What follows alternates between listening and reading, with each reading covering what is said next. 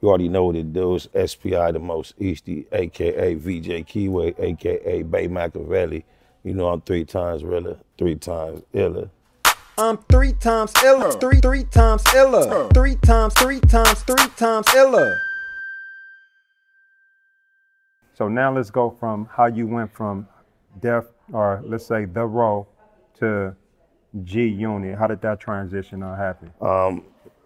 It's just crazy because it got to a point where being affiliated with The Row and Suge Knight in general was starting to cause a little more confusion or hindrance in my career or in me making any progress than it was benefiting. Yeah.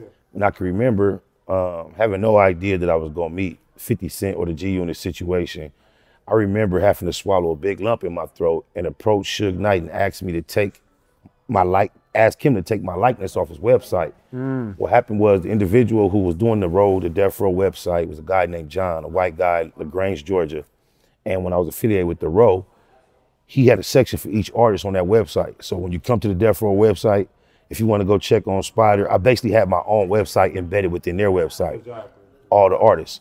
So after a while, I asked John, I had my own relationship with the white boy who ran it. So I just asked him, hey, John, take me down off that website. He was like, yo, Spider, I can't make no changes like that unless I get the order from the office. So now I'm put in a position where I got to get at somebody at the office about it. So I remember just one day saying, hey, yo, Suge, check it out, man. It's really like not really working in my favor to be this heavily affiliated with you, man. I think it's about time for me to go on my separate way, no disrespect. And he received that very well. He understood, he apologized that he wasn't quite able to do more. This is when he was realizing how deep the black ball was finna be. So he was like, I feel you, if in the future, if I get it together, we just can whoop, wop, wop. So I just took the opportunity to make sure I severed those connections. And then, man, out of nowhere, I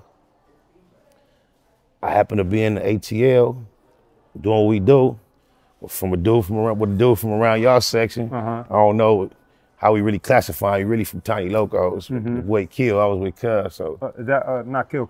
Yeah. Okay. Yeah. We was out of town, touched our feet down, shaking and moving. But anyway, off the subject. But anyway, I'm in the ATL doing my stuff. So my brother was in Nashville doing his stuff. And it got to it. Me and him was like at that point in our life on some brotherly competition, like me, he doing his stuff. I'm the younger brother, like I'm finna do my stuff. I don't need you. I'll see you back when it's time to shine contest. We on some so he reporting what he got going on in Nashville. I'm keeping mine low key, but letting you know I'm straight out here. But one of the points of his conversation started being, this nigga Young Buck, he'll come to the projects, there's 60 niggas outside. He'd be in the 6th tray, he'd just get me. Like, come on, let's roll. He like, nigga, I'm out here running their hood. He telling me all this. So it's Young Buck this. I'm like, cuz, so for all that, nigga, had cut hit my phone then. You know what I'm into, you ain't in. So he took that like a challenge. Next few minutes, my brother had Buck on the phone. So